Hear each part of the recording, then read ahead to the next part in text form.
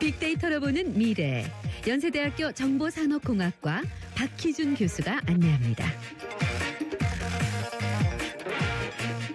자, 우리 미래의 모습을 예측하고 또 만나보는 시간입니다. 연세대학교 정보산업공학과의 박희준 교수 나오셨습니다. 안녕하세요. 네, 안녕하십니까. 네, 오늘 퍼스널 브랜딩이라는 주제예요. 그러니까 개인 상표, 개인 가치, 어떻게 뭐 번역이 좀 가능할까요? 쉽게 얘기하면 우리 자기 PR 정도로. 자기 PR, 네. 그러면 또 이해가 빠르실 것 같고요. 네. 1997년이죠. 경영 컨설턴트 톰 피터스가 패스트 컴퍼니라는 잡지에 당신이라는 브랜드란 글을 싣습니다. 내용은 어떤 거냐면 자신에 대한 이제 특징 편익 모델을 개발을 해서 그걸 주변 더 나아가서 세상에 쉬지 않고 홍보할 때 기회가 찾아오고 성공할 수 있다는 얘기인데요.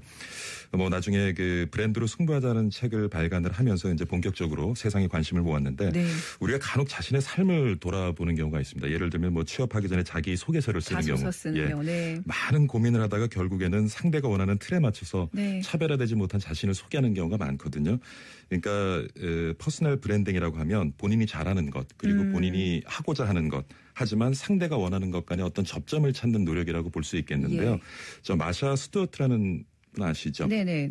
네, 마샤 스튜어트 리빙 홈 미디어 대표이기도 한데요. 네.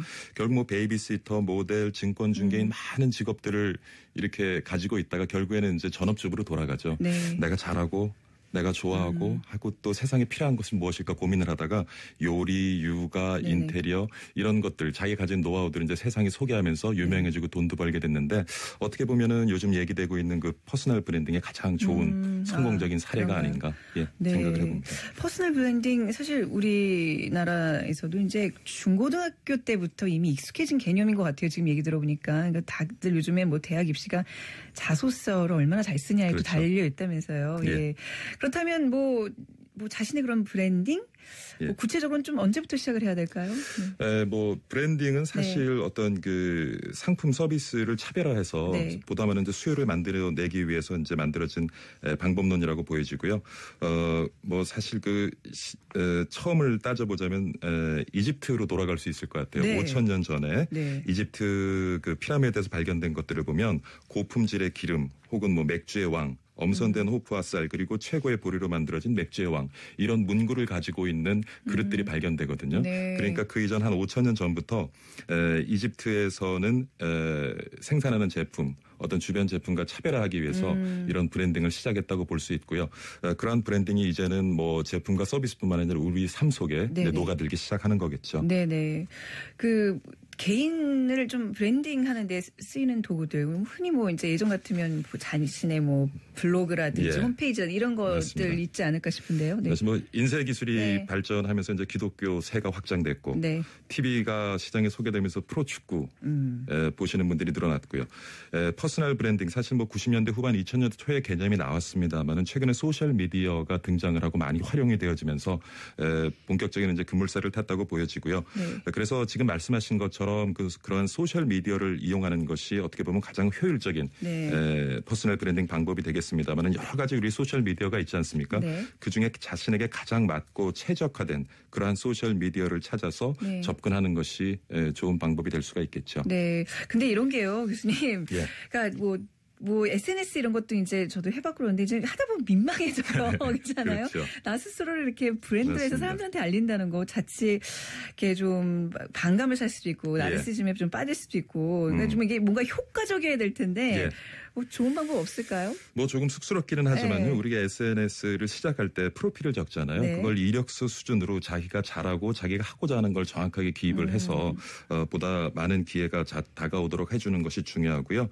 그리고 또 중요한 것은 이미지와 동영상 그리고 굉장히 내실 있는 글들을 한 10대 1대 1의 비율로 어떤 게 10대 네. 이미지가 10, 동영상이 이미지요? 1, 네. 그다음에 내실 있는 글이. 근데 네. 내실 있는 글이 중요한 것이요. 우리가 네. 보통 팔로워를 늘리기 위해서 굉장히 좀 도발적인 내용이라든가 네. 단지 이제 유쾌하고 웃기는 내용을 다루기가 쉬운데 실제적으로 통계를 분석해 보면요. 팔로워가 100명 미만인 경우와 팔로워가 1000명 이상인 경우를 비교해 보면 네. 1000명 미만인 경우는 단순한 그리고 순간적인 그러한 관심사들을 다루는 경우가 많지만 꾸준하게 팔로워를 늘려가면서 1,000명 이상을 네. 가지고 움직이는 분들을 보면 그 글에 많은 그 맞아요. 경영 전문 용어가 등장을 한다고 해요. 컨텐츠가 있어요. 예, 그야말로. 그러니까 네. 결국에는 컨텐츠가 있어야 된다는 네. 얘기고 사실 근데 이 팔로워 수를 늘려가기 힘든 게 우리가 소셜 미디어를 가지면서 세상은 좀 더 평등해진 것 같지만 재미있는 통계 하나 말씀드리면요. 네.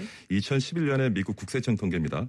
미국에서 100만 불 이상 한 10억 정도 이상의 소득을 만들어내는 사람이 30만 명이거든요. 네. 근데 트위터에서 100만 명 이상의 팔로워를 가지고 있는 사람은 전 세계 2,600명 정도밖에 안 돼요. 그러니까 그래요? 그거밖에 안 돼요? 1,000만 불 벌기보다는 1년에 1,000만 불 벌기보다 네. 팔로워 100만 불을 벌기보다 네. 팔로워 100만 명을 확보하는 것이 어떻게 보면 더 힘들다는 얘기인데 네네. 그리고 대부분의 팔로워 수는 상위 그 1% 계정에 집중이 되어져 있고요. 맞아요. 그렇게 되더라고요. 그만큼 그 팔로워 숫자를 늘리기가 힘든데 몇 가지 팁을 드리면요. 아까 네. 말씀드린 내쉬는 내용을 다루는 게 좋고 그다음에 있는 내용을 솔직하게 다루면서 영감을 주는 내용 굉장히 좋다. 왜냐하면 사람들은 대부분 단문이나 이미지를 보면서 순간적으로 영감을 받기를 원하거든요. 그렇죠. 네네. 그리고 사람들에게 접근하는 시간대를 좀 찾아보면 출근해서 업무하기 시작하기 전인 8시에서 9시 네. 그다음 퇴근을 앞둔 5시에서 6시 네. 하루 일과를 마치고 잠자리에 들기 전인 10시에서 11시가 SNS를 이용하는 숫자가 가장 늘어나거든요. 네. 그래서 그 시간에 자기의 어떤 컨텐츠를 올려주는 것들이 굉장히 중요할 것 같고요.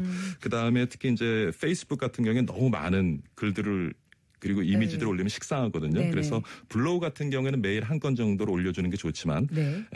페이스북 같은 경우는 한 일주일에 2번 정도 올리는 것이 가장 효과적이라는 통계도 있습니다. 그렇군요. 제가 예전에 이 팔로워 늘리는 거에 굉장히 혈안이 돼서 집착하시는 분들 많아요. 글 올려놓고 예. 봤는데 나중에 좋아요 보니까, 숫자 보고 네. 가슴 아픈 분들도 많이 있을 거고요. 아, 근데 좀 의미가 없어서. 근데 예. 이제 이게 개인 브랜딩이라는 게 이렇게 중요하고. 그러니까 이게 또 어떤 업종이냐에 따라서 굉장히 또 전략적으로 잘 이용해야 되는데 말이죠. 네. 근데 이게 결국은 내 스스로를 수치화하고 계량화하는 거잖아요. 예, 이건 그래서 또, 그 부분이 예. 상당히 마음 아픈 부분인데 네. 클라우트라는 업체가 있어요. 온라인 영향력을 0에서 100까지 이제 수치화해서 발표를 하는데요. 얼마 전에 그 클라우드 컴퓨팅 업체죠. 세일즈포스에서 어떤 채용 광고를 냈냐면 네.